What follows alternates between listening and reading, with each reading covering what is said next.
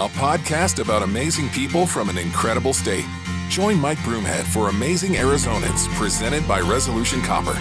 Copper is essential to Arizona's economy and to America's future. Learn more at resolutioncopper.com. Another episode of Amazing Arizonans, the podcast where we just tell great Grand Canyon State stories. My guest this week certainly qualifies, someone I met years and years and years ago, Dr. Zuhdi Jasser. Dr. Jasser, thanks for doing this. It's fantastic to be with you. It is. Thank you. It is so strange how many years we've known each other, but also the circumstances under which we met. You know, the after 9/11, and then the war began in Iraq, and I lost a brother in Iraq. But then finding out that you were standing up. Do you mind going into that background of why you stood up the way you did and why it's important to you? Yeah, you know, I grew up in a small town in Wisconsin, and had a grandfather and a father who taught me that I could practice my faith. I could be freer in this country than in any even Muslim-majority country. I mean, they escaped Syria and got asylum in the United States and served 11 years in the Navy. After I finished as, you know, I not only served on the USS El Paso, but was a physician to Congress, and came to Arizona in 99, joining my dad in primary care here almost 27 years ago. And, you know, at that point, my wife and I had been married just a year and a half, and wanted to settle down near my parents and build a family here in Arizona. And then 9/11 happens, and the war that my parents escaped came to us here, and they attacked us for who we were and what we stood for. And I saw in Arizona media and across the country the Islamist movements representing the faith community that were saying things that were just an anathema to humanity, basically deferring responsibility and hating America and blaming Israel and all these other conspiracy theories. And I said, boy, we need representation that's pro-American. So we formed our organization. I'm sorry to interrupt you, but did you fear at any time, because there was a knee-jerk reaction where there were many people that just questioned the Muslim faith because, like myself, many of us were ignorant about the faith. The introduction to the faith was seeing these radicalized terrorists, and there were many people that believed that that was the norm in the Muslim faith. Were you fearful that without explanation that you were going to be lumped in? And did that ever happen to you? Well, that's why I felt a responsibility to speak up, because people needed to have a historical understanding of where Islam was in its historical arc. And just as Christianity, the Judeo-Christian tradition, I think became celebrated in history on the foundation of America, 1,789 years after Jesus' message and testimony. Islam is 1,445 years old. It has not gone through that reformation. It has not separated and rendered unto Caesar what is Caesar and unto God's what is God's. So that process, the majority of the establishment in Islam has not reformed, is theocratic, is anti-freedom. But the Muslim people, I think, have, you know, as I argued in Oxford last year in October, Islam today is not compatible with democracy. My faith and many of us that have our own interpretations of that faith have come to a country like America because we can have a relationship with God that is not interfered in by an established government. But the vast majority of Muslim majority countries have not gone through that rejection of theocracy, rejection of autocracy, and an Americanism, if you will. And that's why, to me, the only solution to political Islam, theocratic Islam, the Muslim Brotherhood, the Islamic regime in Iran, in Pakistan, and elsewhere, is Americanism. And that's why I not only felt an obligation to tell my fellow brothers and sisters in America the importance of the freedoms that we have and what they've given my family, but that our immigration, our American experiment is fragile. There are those that want to destroy us, that aside from the West, you have two other major threats to our country. One is Islamic regimes that are theocratic, that hate American freedom, and the other is Russia and China, that Marxist, communist, and they've come together since 9/11 to form that red-green axis that I truly believe that we are that shining city on a hill that can defeat that ideas. And that's a responsibility that I have, that yes, I served in the Navy, but you know, unless I use these freedoms to build institutions that can fight for these ideas globally, we can't, as you and I talked many times, you can't win this war militarily. And thank God for President Trump and what he's doing to move us away from sort of shedding blood and treasure for things that just are unwinnable. But internally, the ideas, as Secretary Rubio is articulating now and others, we can defeat these ideas by advancing liberty and what America stands for first. It would seem to me that within the Muslim community, being a complete outsider, that the average family would welcome, especially if they live in America and enjoy the freedoms, they would agree with your message. But it also would seem that the leaders around the world that you've mentioned would be so threatened by the idea of the average Muslim family or individual standing up and saying, we will no longer tolerate this, that they must hate you, that the threats that you've received have been because you are threatening the power structure of them. And now, I'm not talking about religious power, political power that comes with it. Is that true? And the two are completely melded in the Muslim consciousness, that ultimately, you know, their establishment, that they believe they're God, that there is no intermediaries, that ultimately they are the determine who is and who is not Muslim, and I'm considered an apostate. And that ideology is not only a foreign ideology, but I've been attacked from the pulpits and mosques, you know, from Scottsdale to Tucson to Washington and Chicago. You go to the Islamic Center in Chicago's website, it says, I'm an enemy of the Muslim people. And ultimately, to me, that's a badge of honor, because I'm only speaking the truth from a position of somebody who loves God and is very orthodox in my belief, my personal belief, orthodoxy, if you will. I run a bioethics program. I am a primary care doctor because not only I love humanity, but I feel a calling of service to my communities, be it patients, the citizenry in America and the world, and what I'm trying to do. So, yes, you know, President Trump's movement against the establishment resonated with me because for decades I've been working against the Islamic establishment within my faith community, and also the medical establishment as far as sort of what happened in COVID and elsewhere. Yeah. We can talk about that. But, you know, I think as we look at what our families do here in America and what we're free to do, you know, I hope people understand that. And listen, I do it from a position of tough love. There's been a bigotry of low expectations when it comes to dealing with Muslims, and what we stand for is that, oh, okay, it's just Muslims, and, you know, we won't hold them accountable to the way women are treated at mosques, the way, you know, their ideology is incompatible with Western freedoms. Yes, the majority might agree with me, but until they start voicing that and marginalizing the radicals ideologically, they're no different than the silent Germans and others that might have rejected Nazism, but we don't know what they believe, and that's why I want to hold my communities accountable, just like I do every American accountable for protecting those who have free speech and believe in American ideals. But isn't there a danger that there are many Americans that would say that there are good people like you in Islam, but the overwhelming evidence shows that it is an oppressive, evil, or deadly religion because of the way the leadership behaves, that there are Americans that believe that at its core Islam is not good, that the Muslim faith is not good, and they base it on what the leadership around the world does. And how do you explain to Americans, because getting to know you has been such a breath of fresh air for me, losing a brother in Iraq in the war and watching these real battles happen in our communities about the war itself, but also between Christians and Muslims, that isn't there a danger that you can't convince some Americans that at their core they're good people when the leadership exhibits such behavior? I'd ask people to just look at my 10-minute speech at Oxford in October 24, and I basically said, you know, if the recipe was bad, there'd be nothing in history since Muhammad gave what we believe the word of God in the Quran. There'd be nothing in history that was good from Islam.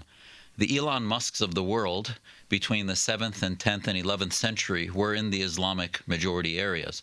There were 4,000 schools of Islamic law. Now there's 4. So over the last 1,000 years, there's been a disastrous ossification, if you will, and paralysis of critical thinking in the Islamic world. But before that, as Maimonides and other Jewish scholars and Christian scholars talked about, the modernity of the world was within Muslim majority world. So that's unapologetic. We're 1,000 years of paralysis. And I do think today Islam is not compatible with Western ideas, and it is a threat. And as I talked about on my ship, I was a Muslim doctor on the ship. My CO was Catholic. My XO was Protestant. My deck officer, Kaplan, was Jewish. The supply officer is a Mormon. And we used to have theological discussions every Friday evenings, and it was just amazing. But the only thing we die for, and the only thing I'd die for, is America. I would never die for my religion. The religion needs massive reforms, but that's the organized ideology. My relationship with God is stronger than ever. The beauty of America, Mike, is that we are a country under God. There was a reason the religious community that formed America said, you know what, we are believers in the Bible, believers in God, but we don't want to put the word Christian in our documents. It's a country under God, because they didn't want to have debates, and they wanted to have a First Amendment that was prevent the establishment of the church through government. But it wasn't anti-religious. It was very, as de Tocqueville talks, it was very pro-religious. Yes. And as Charlie Kirk and others have talked about. So this is the America I love and I would die for. I would never want to die for any Islamic state. My American Islamic Forum for Democracy was formed to destroy and defeat the idea of the Islamic State. And yes, I would tell every American, the concept of the Islamic State is one of the biggest threats to the 21st century and to the West that we have. And the only thing greater is the red-green axis, the Marxists like Mamdani and Ilhan Omar and others that are working together against the West.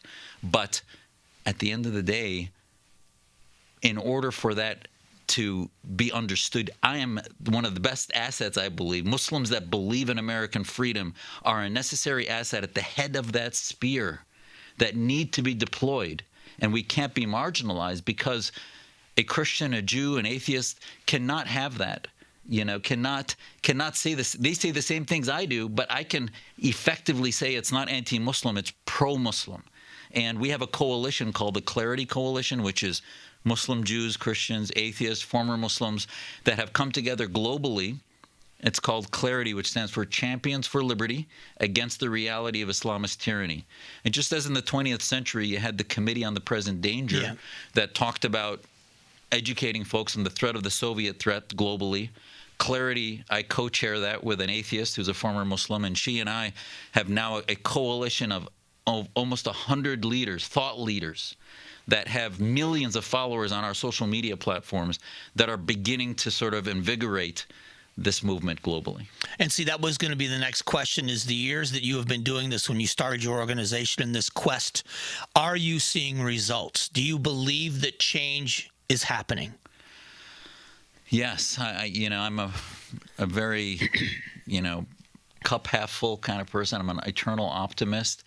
What our country's been through in the past week now reminds us that, I am blinking now when I do things publicly more than I used to, worried about the threats that my kids and I used to think was just something on movies or would never hit close to home. Or just talk, just hyperbole. Yeah, exactly. But it's real. It's real. And I do believe we've made success. The things, listen, the success is the term Islamism, political Islam, is now part of the American lexicon. We put it, I believe I had a significant role in putting it there. People didn't even want to offend the religion, when in fact we're like, you can't fix an ideology that you won't call it by the name it calls itself, which is Islamism. So we've changed the lexicon. We have created coalitions that want to save the West, and we understand what's at stake in the West. But I will tell you, the other side of that cup is now to see the radicalization in the Democratic on the Democratic Party and the far left, if you will, the far left that has been radicalized to dehumanize its opponents, to say they're for free speech, but want to control speech, but yet violent speech somehow is okay. I was talking about that to Congress in 2008, 2010 about happening in the Muslim community. Yeah. That our community's radicalized because it dehumanizes the Jewish community, it dehumanizes Americans, and that ultimately fonts like Al Jazeera that have 60 to 100 million Arabs watching it every day, and billions from Qatar and elsewhere funding what I'm trying to fight with just a few thousands of dollars, and that radicalizes Muslims across the planet to hate America, to not understand the God-fearing nature of what American spirituality really is and how faithful of a country it is, and they see it as godless and, anti-Islam, when in fact that's just propaganda. It is propaganda. They're being brainwashed, and now I've seen it happen with my friends on the left, unrelated to Islam, and that's why I'm like, okay, are you guys listening to us now? I mean, this is what we've seen in the Muslim community. Now you're seeing it in the far left. If you marginalize first, then demonize, then it makes violence almost necessary. And we've seen so much of that. But we also live in a country that just a few short years after 9/11 happened, we elected a man named Barack Hussein Obama to the presidency twice. So there is in this country this belief that anyone can lead. And so I think at our core, in our country, we are accepting of everyone. But we're fearful when it seems as if what we've witnessed, and I want to talk to you about Charlie Kirk, when you witness the kind of evil and then celebration of evil, it almost feels like it's taking you back in time, that the progress we made has all of a sudden been pulled backwards in such a big distance from where the progress we've made.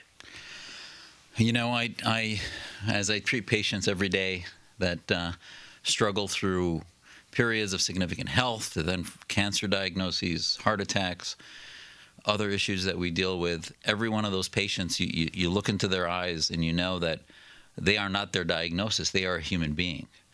And, as I've now entered politics as a candidate, I enter it because I'm an American that happens to be something, whether it's Arabic or Muslim or whatever that might be, but I'm an American first. And when you mention President Obama, I get the sense that the left looks at identity as their primary identity, whatever that might be. So it creates not and one of Charlie's many, many quotes that had a huge impact on me is that race doesn't exist. What is that? That, we are, if you truly are a human being, you're blind to race. Mm-hmm. And yet the DEI initiatives and all these other things on the left wanted to make us all about racial initiatives, racial identities. Muslim became not an ideology, which is what it is, but rather a racial identity. An identity. And what that does is it then defeats the entity. It diminishes the existence of what we are as human beings, which are people that should ask questions. That, it's interesting in the Muslim community, we have a Muslim Liberty Project that talks to kids about the need to question imams and clerics and their parents and others and question authority. And the imams are like, well, you can ask questions, but you can't question. So it's just, and I can't tell you how much that parallels what Charlie was trying to teach, is that in any faith community, you see him talking to kids about abortion, about his scripture, and so many things that he truly was unabashedly able to be himself, and what you saw is what you got. And I can tell you, as he's just an amazing human being that I met over 10 years ago, that I got to know also as a physician, as his extended family doctor, and he is just a force of nature that is just imminently, inherently good. And you see that this person was, targeted and slain now. It is a message to our kids. I was talking to my kids who as you and I have been talking, my wife and I are Muslim parents, American first. He was a role model more for our kids than anyone else I knew, because he could say the same thing I was telling them, and they'd listen to him. Right. And as much as social media is being demonized right now, I look at it like a poison, whether it's fentanyl or whatever it might be. There are some good uses for fentanyl. We use it in the ICU for pain, and we use it for, but it's also a toxin that's being brought in to destroy our youth and destroy our communities from abroad and internally. So social media, if you look, all these governments that we're trying to destroy, hopefully the dictatorships that are destroying humanity in the Middle East and across the world that are not Western, social media is putting them on their heels. So it's a tool for good, but it's also a tool of isolation. And Charlie was everything that is good in this world, was not about isolation. No. It was about reaching out, about engaging. And they're saying that he was trying to ridicule the students that he taught. I don't see any of that. No. He engaged them like they were equal. I watched him and been watching more closely since his death because I'm trying to figure out how it is the people that hate him so much that they're celebrating his murder. They must not have ever watched. They must just be reading what other people are saying about the interpretation. I watched him in one video where a college student asked him, "Do you hate the LGBTQ community?" And he looked very confused. And he said, "No, of course not." He said, "If you ask me about marriage, I would say marriage is between a man and a woman. But how could I hate somebody that just made a different lifestyle choice than me?" And he talked about his the belief that we share in Christianity that we're commanded to love. There was a trans student that was asked him about it, and he very kindly said, "Do you mind sharing your story?" And the student shared the story of being young and growing up and feeling different and not using a different name until getting older. And he said, "I want to warn you against the medications. I would encourage you," and he even said, "I'm going to say something people won't say to you. I would encourage you, instead of doing something about what's going on in your body, that you go and do something about what's going on in your brain." And he said, "I believe you can actually become comfortable in the gender you were born." And he was so kind in the words he said. And I thought, how can anybody watch that, even if you don't agree with a word of it, and think that there was any evil or malice in what he said? It shocks me that part of social media is so ignorant about who he was as a man. And I will tell you, as a physician, the diagnosis of why he was killed is ultimately, you can go back to that, oh, this is just one kid that was deranged that did this and decided to do it. He's a byproduct of whatever, not only the circles of influence from his Discord channel he was talking to that removed circle of influence and on. It's because he was effective. Yes. And the reason Charlie was effective is that he was honest and genuine and humble and forthright. And you knew when you looked at his eyes, when I saw him, when he talked personally or privately or publicly, I saw in him a family man, somebody that cared about his family as much as he cared about his country and as much as he cared about God. And there was no,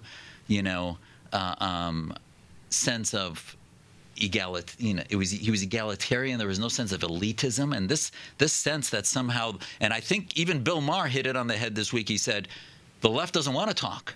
Right. Charlie wanted to talk. And that's what humanity is about. I've always raised my kids to debate me and say, okay, start with rejecting God. Now let me prove to you the existence of God. Let me prove to you the existence of why we need. And Charlie and I had significant conversations that we both agreed on how my profession became weaponized against America. And that all of a sudden we were coercing other citizens into treatments at the expense of other diseases because of one virus. While their hearts and their cancers and other things were ignored, utilization went down 70%. And we decided, the elite establishment decided, because of one virus, to marginalize patient choice, family choices. My kids were kept home even though they weren't even ever at risk for COVID. So that's an example of how, if you question authority, we saw speech being suppressed because you questioned the establishment, and that would create chaos if all of a sudden we had videos about, vaccine, administration being a choice. Or alternate. Yeah, I'm not anti-vaccine either. I've taken it, but at the end of the day, as an ethicist, and I've taught an ethics program now for over 25 years, I can tell you that medicine, whether you're raising kids or taking care of patients, when you force people into things, it actually makes them not want to do it. So if you want herd immunity, if you want a healthier population, as Charlie talked about, if you want a more religious, value-based America, and Ben Shapiro was talking about it earlier this week also, he said, government has a role in morality, not to legislate it, no way. Right. But to embody it and to promote it, exactly. And morale, if you don't, we become, and this is why Europe, and Charlie had just come back from Europe. He went to Oxford 6 months after I did, and was out there talking to various communities and said, the Islamist immigration there. It might be under the name of just open immigration and Muslim. It's not just Muslim. These are Islamist movements that were. France is losing its identity, and it has a hyper-secular, anti-religious identity. I was in Paris a few years ago, and I noticed that was very, very prevalent then, and it's become even worse since the years ago when I was there. And for every action, which they've lost their borders, not only physical borders, but their borders in their mind of what they stand for, because their democracies are not as resistant to external influence as American democracy, which we are a country based in an idea. Their country is based in ethnicities and languages, which happen to be democracies, but not in an immigrant ideology. And we're headed towards what they're doing right now, unless we begin to rebuild that identity of what it means to be American. And, I talk about on the campaign and other things about need to restore America's promise. That restoration of our identity is the first step. We need to, strengthen our sovereignty and renew America's sense of what personal freedom is all about. And Europe, you just need to look at what's happening there, the equal and opposite reaction of those who are losing their identity in Britain, millions marching in the street just a few days ago. Yes. Is just, and as they were chanting Charlie's name also, they were also motivated because of the loss of their country to the far left and the Islamists. On the Saturday after Charlie's murder, I was at an event. I was asked to be the MC at an event in Whitman, which is a small town in the West Valley. And there were well over 3,000 people there. And some said closer to 5. I didn't get a head count. There was a lot of people. And when I was on stage as the MC, a woman approached the stage and she said, "My husband and I are from the UK. We're American citizens now, but we're British. We are in touch with all of our friends in Great Britain, and they want all of you to know that we stand with Charlie Kirk, that Britain is mourning, that we love Charlie and what he stands for, and I have so many of my friends in Great Britain that are watching the streaming of this." And she had tears in her eyes, and I thought, what an impact to have. And you said something a few minutes ago. There's so much I want to unpack about what you just said. You mentioned how effective Charlie was and that the left doesn't want to talk. Would you agree that his impact was there was a lot of people on the left that he was beginning to have a conversation with, that the impact was there were people on the left, it was the leadership, and there's some of the and I hate making it about the proletariat and the bourgeoisie, but it was the leaders that don't want that conversation, because the students were beginning to show up and talk. Whether they agreed or not, there was a conversation that was beginning to happen. Do you think that was part of the threat that he was to the leadership? Exactly, is that you could tell that, what I don't understand is whatever ideas the left believes in, why is it okay, let's say DEI ideas, for them to advocate those ideas, that a man and a woman is not just related to chromosomal diagnoses, that there's 30 other genders or whatever it might be, that's their ideas.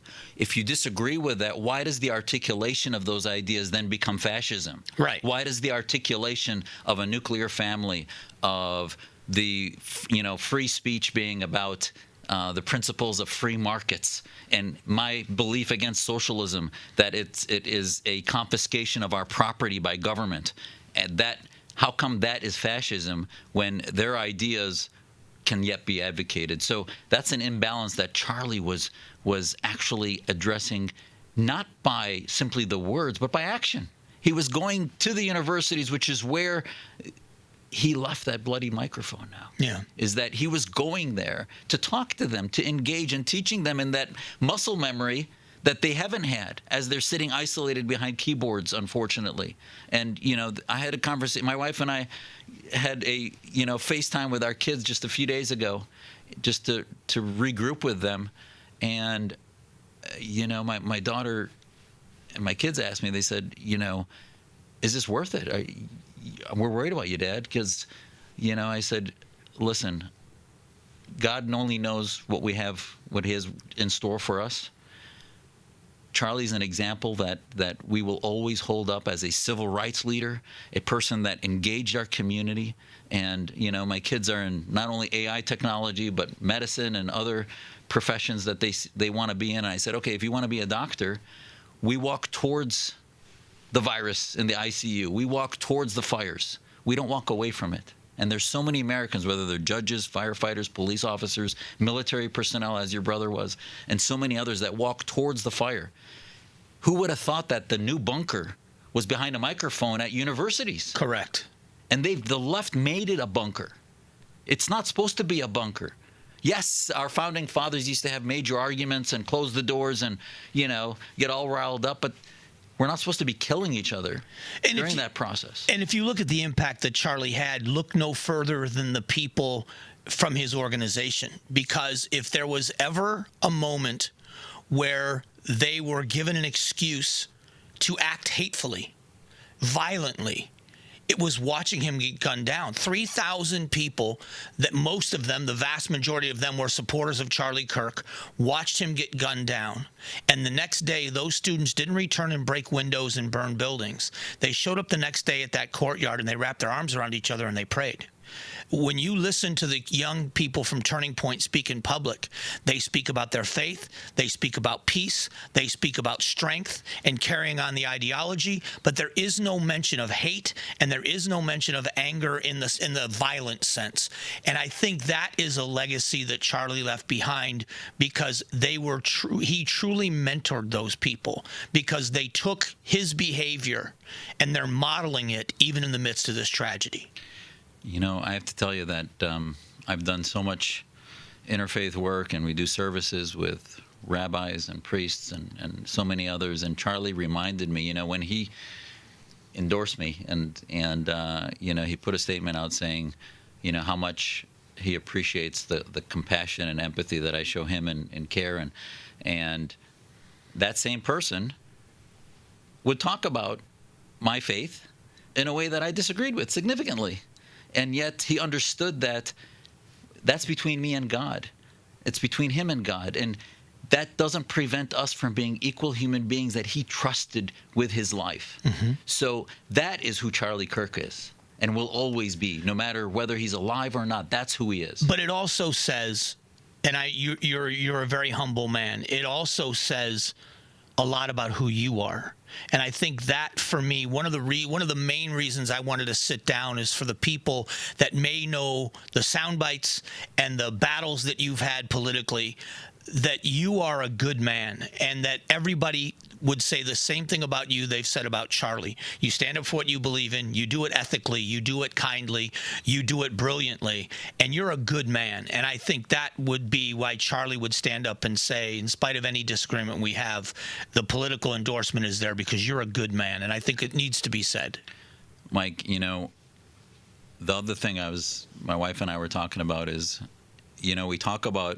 people talk about what is courage. And I always interrupt them. I say, that's something you can say about me posthumously.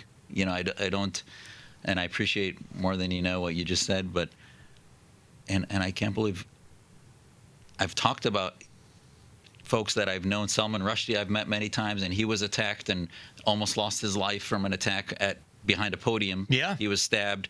I've had other people I've known, but nobody as close to me as Charlie that has been a victim of terrorism directly.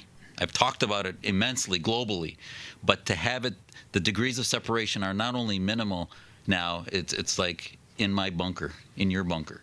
And that sense is just, it can be paralyzing, but it also can be inspiring that we talk about things that we hope people say about us after we pass.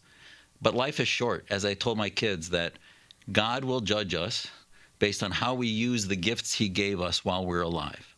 And those gifts include not only our physical and cognitive gifts and our spiritual gifts that he gives us, but the gifts of our country, the gifts of our community and our family. What is family? Family is not just parents and our kids, our nuclear family, but our country is a family. Our scripture talks about that, whatever faith you might be, whether it's Christian, Jewish, or Muslim, or Hindu, or other faiths, community is your nation. And Charlie was about, and if there's any legacy I hope we can grow from learning from Charlie, who was, 26 years younger than me, is I want to be a bridge to us rebuilding that American family, where I know families that have people that are Democrat, Republican, independent, different sexual orientation, whatever it might be, all within one nuclear family that get along and have wonderful Thanksgiving dinners and would die for one another. That's what our American family needs to get back to. Yeah, I agree. And I want to. There's a couple of things I'd like to get to before we end this, and one of them you've talked about a couple of times, and I want to go into more detail, and that is being in the midst of COVID, like you did as a physician. For me, when this happened, I just came to KTAR 3 weeks before the shutdowns happened. I went to my physician, who's been my doctor for almost 30 years, and got his advice, and I went out and got the vaccine. I went to the State Farm Stadium. I did the Pfizer vaccine. But with the information I have now, I don't know that I would get the vaccine again. But I defended the people that didn't want the vaccine. And I watched as people debated hydroxychloroquine and how people debated the use of ivermectin. Now, my background in rodeo, I've actually used ivermectin on cattle. So I know that there is a use for animals. But when you see those fights, the mischaracterization of the people that say, A, I don't want the vaccine, or B, I think there's alternative ways of doing things, even if you don't agree with them, how do you address with people as a physician the personal right to your body and what you do with it or don't do with it? Boy, I mean, I can't tell you how much at the center of who I am this issue hit, in that I went into primary care as a physician because I see that relationship. I've always thought that relationship of a doctor and a patient is about consultation, mutual decisions, and consideration of what's the best therapeutic route, et cetera, and that we come as partners with the patient to deciding what the next route is. I'm not their parent. I'm not their, enforcer. I simply am a consultant to join them in their journey towards health. And sometimes it includes not just giving them medications and prescriptions, but familial health, psychological health, et cetera. So all of a sudden, we have this pandemic. I totally get it. For 2 or 3 weeks, we're resetting. We shut down businesses. I get that for 4 weeks. Beyond 6 to 8 weeks, it made no sense. I'm sorry. I was not only set aside the vaccine thing, all of a sudden a virus became a weapon by which every family was told they couldn't even make a living anymore, that they had to get a handout from the government because their business had to be shut down. I get it. You want to shut down large stadium events, rock concerts. Okay, that makes sense. But businesses, every business needs to shut down. That made no sense. They were actually shutting down gyms it was obese patients that were actually more at victim from COVID than the ones that were going to the gym and that were healthy. We shut down the parks. It didn't make any sense. Outside was the best place to be. So all I could tell you is that our family was like, this is not America. This is not American medicine. And all of a sudden, a profession where my colleagues would sometimes hem and haw as I'm trying to discuss with them, well, tell my patient, I'm advocating for my patient, if they should get surgery or not. And they were so worried about being sued that now all of a sudden we had emergency orders preventing lawsuits and protecting physicians. And all of a sudden they were no longer just physicians. They were politicians making public policy decisions in the name of health care, which I saw as un-American and reminded me of what my grandfather used to tell me was being done in Syria and we saw happening in China where the virus came from. So, I think at the end of the day, we learn that there's a reason the Soviet Constitution looks very similar to ours and the Russian Constitution, and yet it's very different culture, because we could lose our freedoms overnight by some type of edict and justification that we never thought of before. Well, and the worst part, and I shouldn't say the worst part, another bad part of this was if you disagreed, you were viewed as a horrible human being and a horrible citizen. There were people advocating for people losing their employment, losing their children if they didn't do it the way that they thought with vaccines or otherwise. Masks, you were seen as this horrible human being if you didn't think that the masks were effective. We had one-way aisles at the grocery store, and if you went the wrong way according to the arrows, you were seen as not just doing something they didn't believe in. You were actually seen as a horrible person. And this is the tribalism that yes. I was against. And my family escaped in the Middle East, where all of a sudden the tribe think, the group think was, majoritocracy, not American, but majoritocracy is what was happening. And as Ben Franklin said, majoritocracy is 3 wolves and a sheep voting on what's for dinner. Yeah. And we were for dinner. Yes, we were. And at the end of the day, it didn't make sense. And people say, oh, Charlie was so,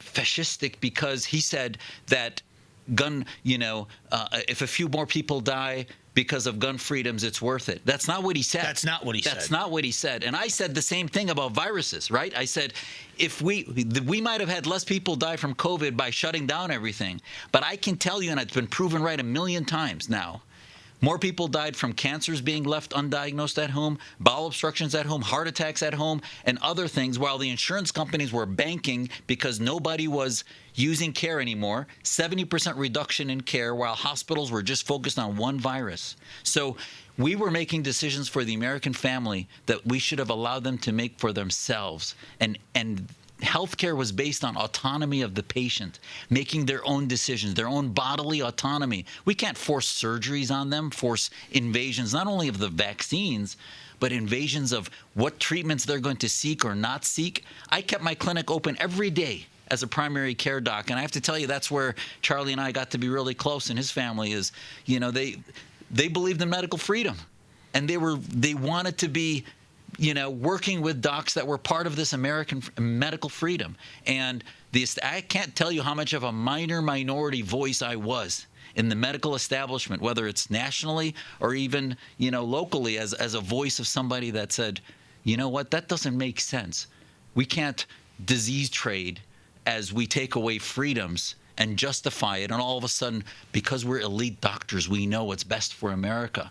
Yes, we make some recommendations, but that's not American choice and freedom. But going back to the original point when we were talking about this with the conversations and the ability to disagree, the attitude with which we were treated if we disagreed told the entire story. Yeah. Because normally, if I were to come to you as a physician and I said to you, I believe that I can cure this with ivermectin and hydroxychloroquine, and you thought that is a ridiculous thing, you would say to me, I think that's ridiculous. Mm-hmm.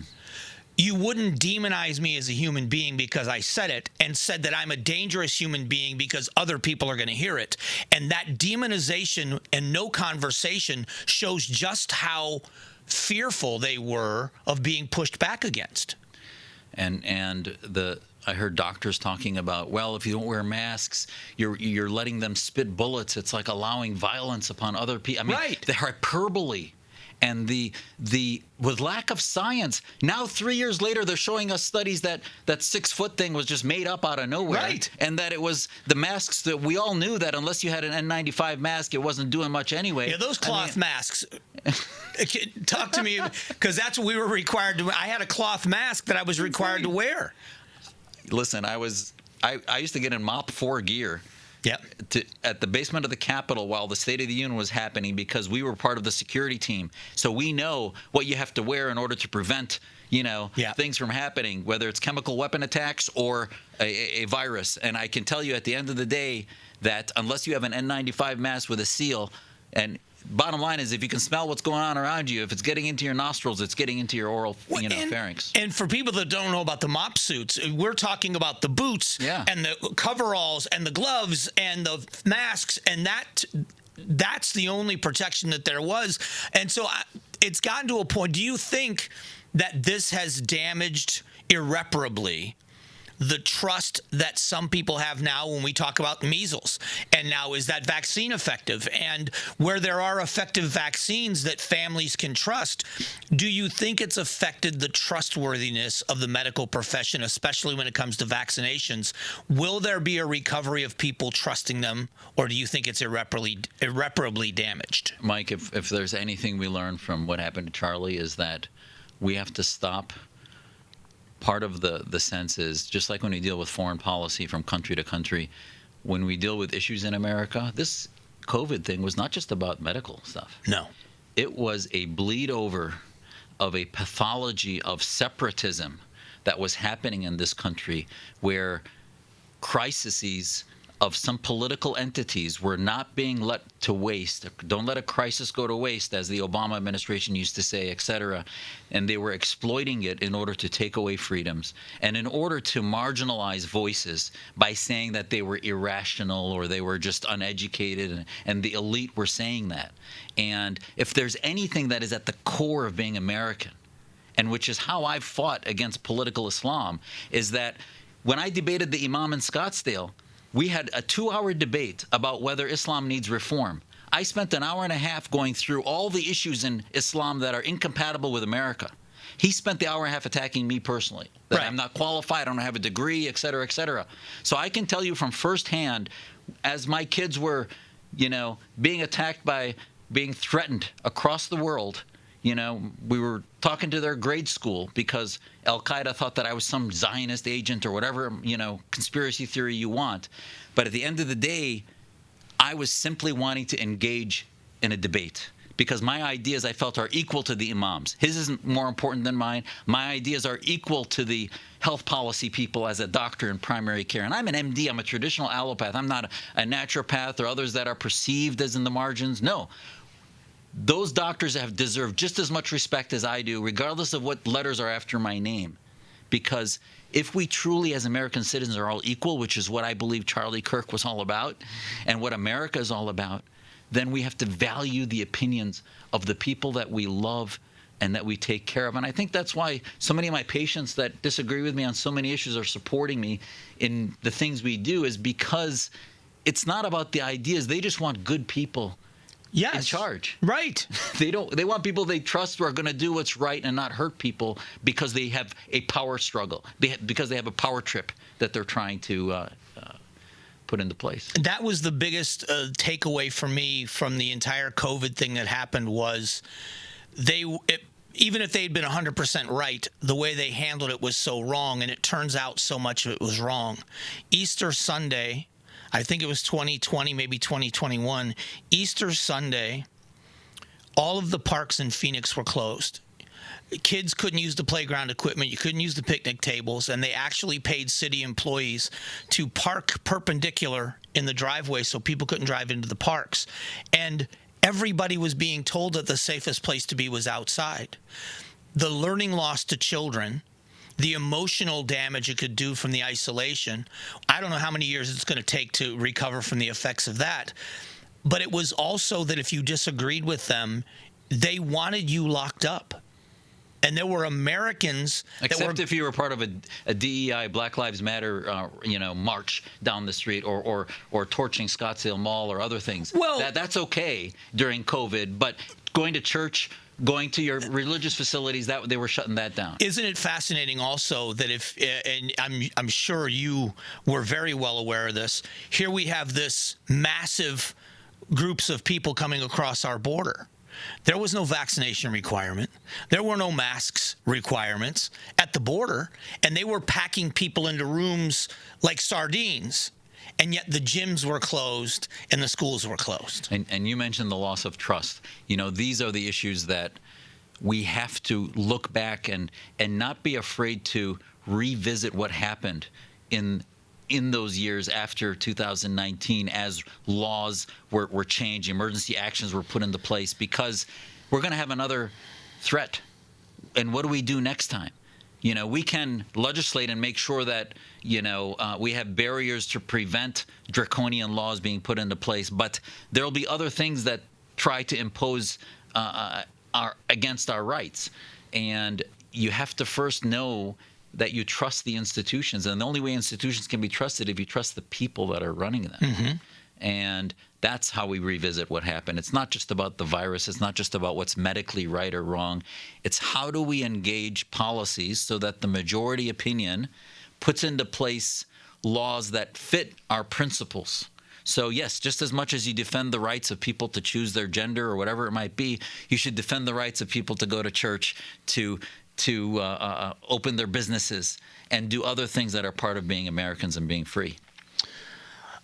This conversation was long overdue. I appreciate you being willing to sit down with me because I know you're a very busy man, and I have admired you for years and years and years, and I'm so happy to call you a friend. But I wanted the audience to hear your story because it's a great American story, and your service to this country in the military, and your service to your community as a physician, and your love of your faith, but also being able to say there are things that we do that are not right and stand up for that. I do the same thing within our community, and I admire anyone who stands up like you do. So thanks for this time. Thank you, Mike. Our legacy is life is short.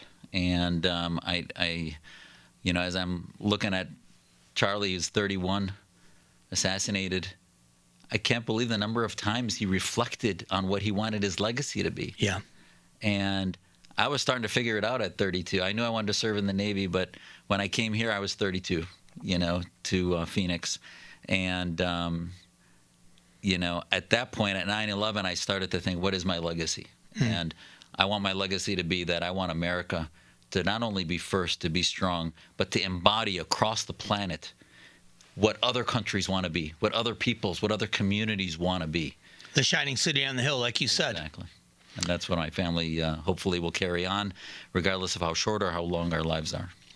It's great to talk with you. God bless you. Thanks. This is why Dr. Jasser needed to be a part of Amazing Arizonans. Please check out these episodes. I hope you'll watch some of the past episodes. Keep watching them in the future and send us your suggestions. Thanks for watching. Thanks for watching Amazing Arizonans, presented by Resolution Copper. Tap the button in the middle to subscribe to KTAR News.